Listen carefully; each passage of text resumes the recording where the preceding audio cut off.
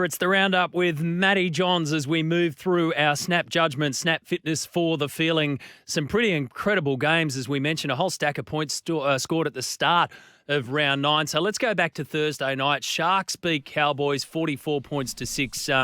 With all wonderful respect, a lot went to Nicho Hynes after that, especially the way that he presented Paul Green's kids with the jersey and the medal. So a very emotional night. But just in pure football terms and where the season's at, what do you make of the Cowboys after all of that? So we're now 9 rounds done, and the Cowboys are they're nothing like the Cowboys after 9 rounds in 2022.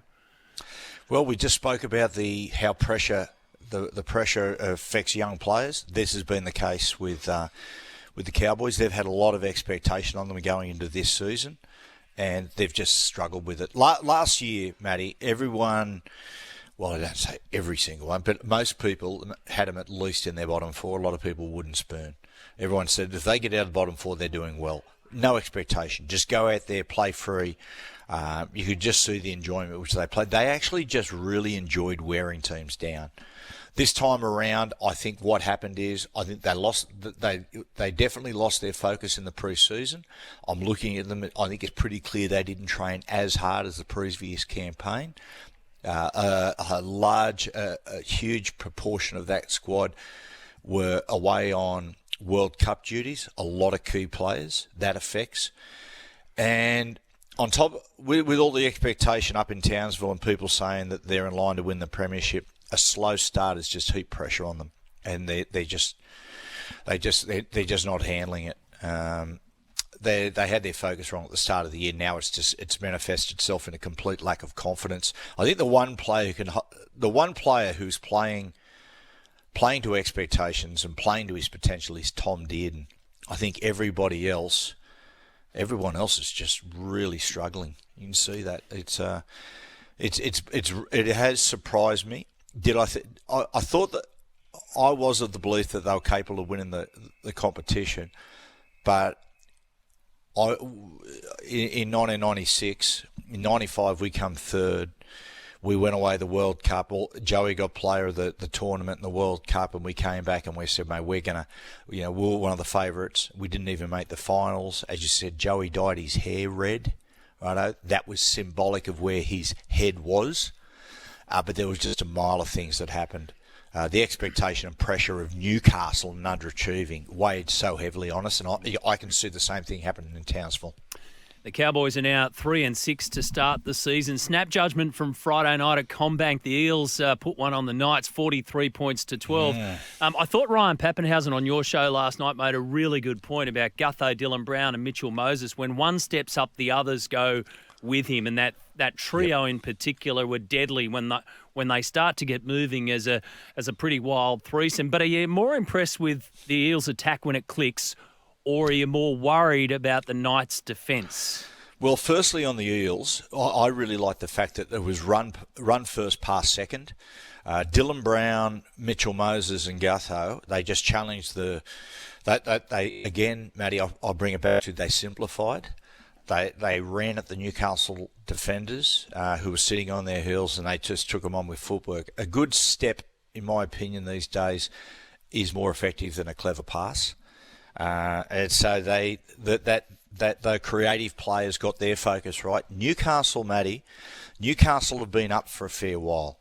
Right, they've been in some really, really close, tight, hard-fought matches. You know, they have that great draw in Mudgee against Manly. Great performance. They should have beat Penrith. Great performance home. They lose a really tough game up in Townsville against the Cowboys. They come in against Parramatta, and guess what, Matty? The week after they've got the bye, right?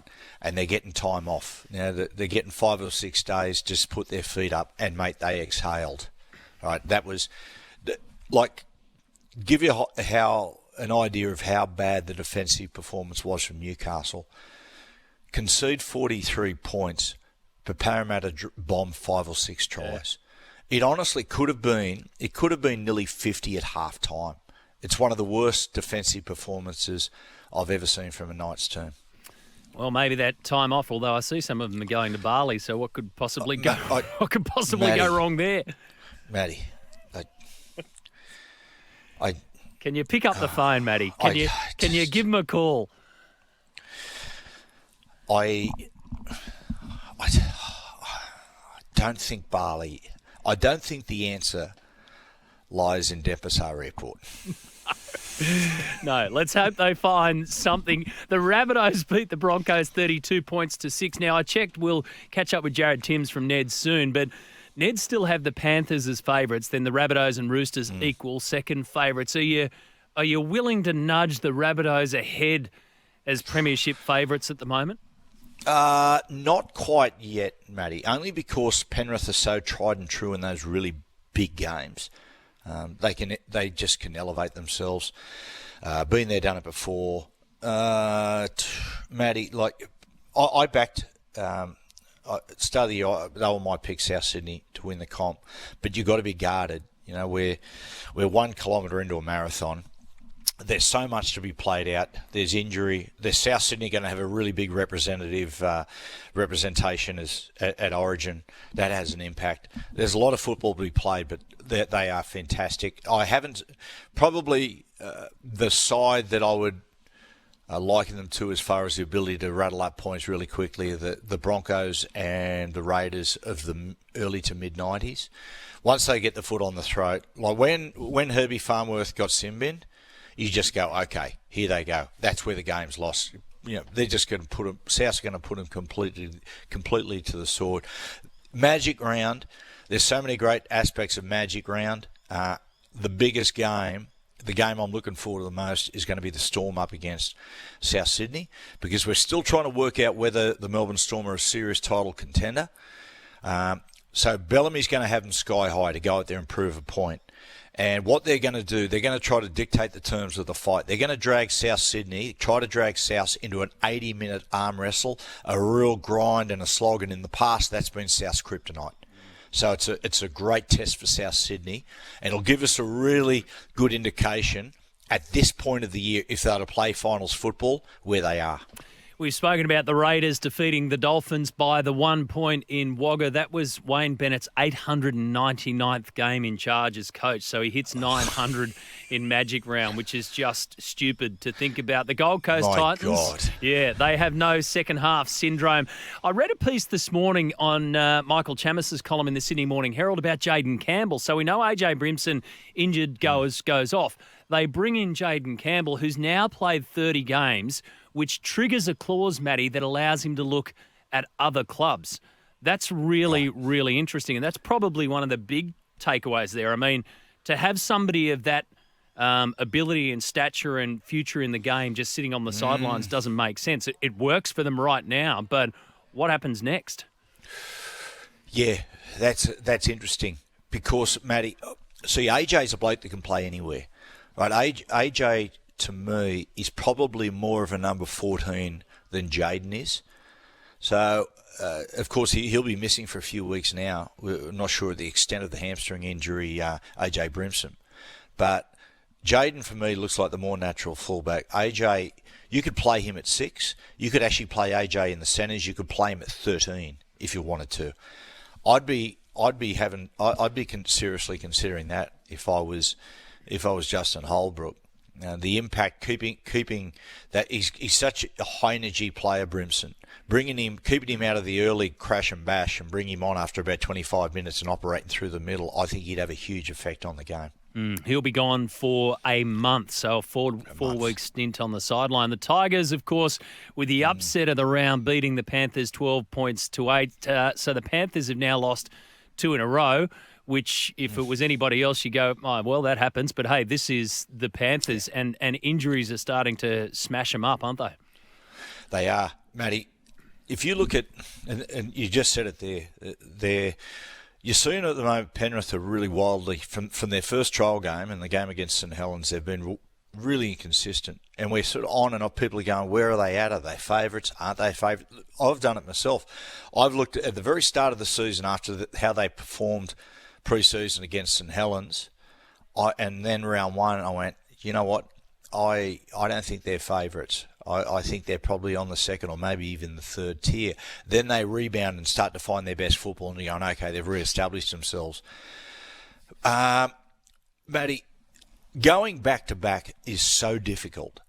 Going 3 in a row is just...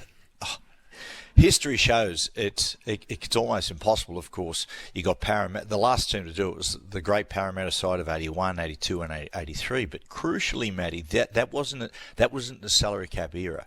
If that Parramatta side were playing today, you know, they'd absolutely smash the salary cap apart. It just couldn't happen.